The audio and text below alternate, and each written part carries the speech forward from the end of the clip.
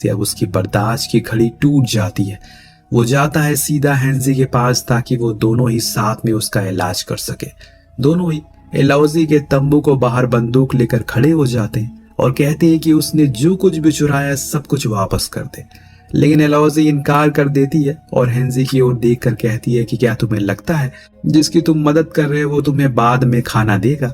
वो उन दोनों के बीच में फिर से लड़ाई करवाना चाहती है जो कि उसका शुरू से मकसद था। तभी रॉबर्ट अंदर से बंदूक लेकर आता है और इन पर तान देता है, लेकिन समय रहते मार्गरेट आकर बात को ठंडा करती है और सभी को अपने घर जाने को कहती है। वापस जाने के बाद रिटर अपने टाइपराइटर को तोड़ देता है गुस्से में और निकल जाता है शिकार पर। इधर मार्गरेट के घर पर रूडी खाने के लिए आता है और बाहर उसे एलौजी बुलाती है। रोती हुई कहती है कि अगर उसे जाना है तो वो जा सकता है क्योंकि अब उसके पास उसे देने को कुछ नहीं बचा। दोनों की आंखों में आंसू थे।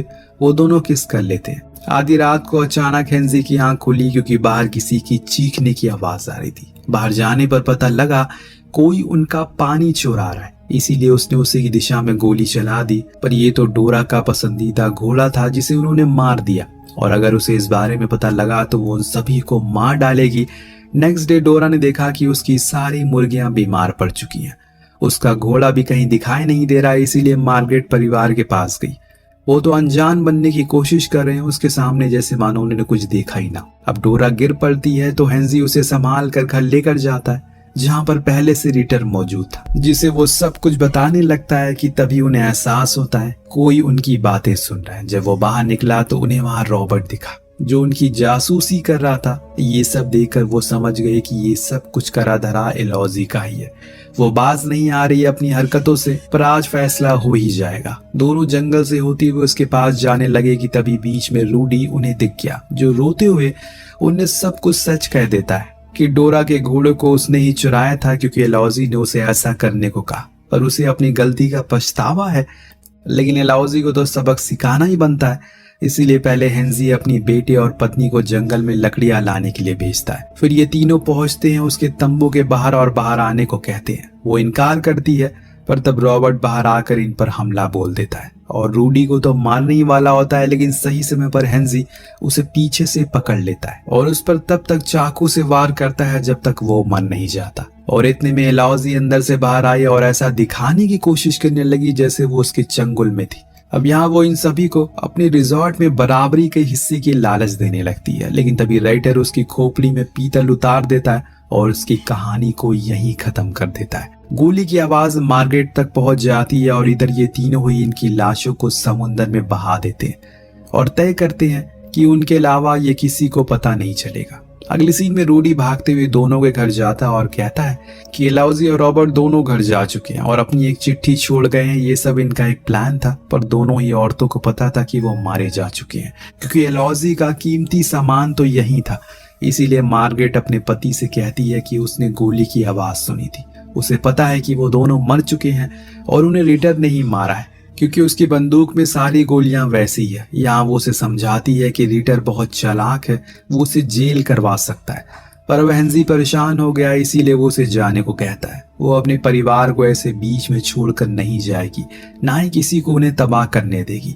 दूसरी तरफ रिटर से डोरा तंग आ चुकी है, इसीलिए वो फैसला करती है कि वो उससे दूर हो जाएगी, पर रिटर उसे समझाता है कि ऐसा वो ना करे। लेकिन डोरा का कहना था कि अब वो बदल चुका है, जिस मकसद के लिए वो यहाँ आया था उसे वो भूल चुका है और बस पड़ोसियों के पीछे पड़ा रहता है। वो तो उसे गद्दार तक कह देती है और वो भाग जाता है जंगल में जहाँ उसकी मुलाकात हुई मार्गरेट से, जिसने उसे कुछ ताजी मुर्गी के अंडे देने की बात की, पर वो लेने से इनकार करता है। तो मार्गरेट उसे बताती है कि एलौजी का खून हुआ है और वो उसी के पति ने किया है, लेकिन वो मानने को कहाँ राजी था।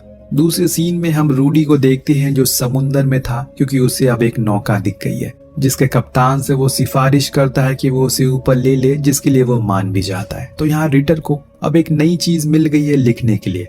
वो बड़ी खुशी से उसे लिखना शुरू कर और ये बात डोरा से भी साझा करता है जो कहती है कि ये तो बहुत खुशी की बात है, हमें इसका जश्न मनाना चाहिए, और वो भी मान जाता है। फिर डोरा इस जश्न के तौर पर उसे अपनी बीमार मुर्गियां खिला देती है, ये जानते हुए कि इसे खाकर उसकी मौत हो जाएगी।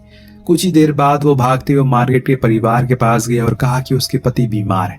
सभी भागते हुए आए, पर कुछ ही सेकंड में मार्गरेट पहचान गई कि इसे क्या हुआ है। अपने आखिरी पलों में डोरा ने उसका मजाक बनाया, पर रिटन ने उसे बद्दुआ दी कि वो कभी खुश नहीं रहेगी और फिर दम तोड़ दिया उसने। कुछ महीने के बाद वहां गवर्नर आता है, जिसका मतलब ये था कि मरने से पहले रिटन ने गवर्नर को चिट्ठी लिखी थी ताकि वो हेंजी को फंसा सके एलाउजी के कत्ल के इल्जाम में और फिर इसे पूरे टापू पर खुद का राज कायम हो सके। गवर्नर इनसे पूछताछ करता है, जिस दौरान मार्गरेट अपने पति का मजबूरी से पक्ष लेती है और बताती है जो इंसान इतने सालों से जिंदा था वो अचानक एक सड़ी हुई मुर्गी खाकर कैसे मर सकता है। ये काम उसी की बीवी का है। जब आखिरी में कोई भी सुझाव नहीं निकलता तो गवर्नर वापस चले जाते हैं। उसके साथ डोरा भी चली गई और हेंजी का पूरा परिवार यही रह गया हमेशा के लिए, क्योंकि यही उनका घर है।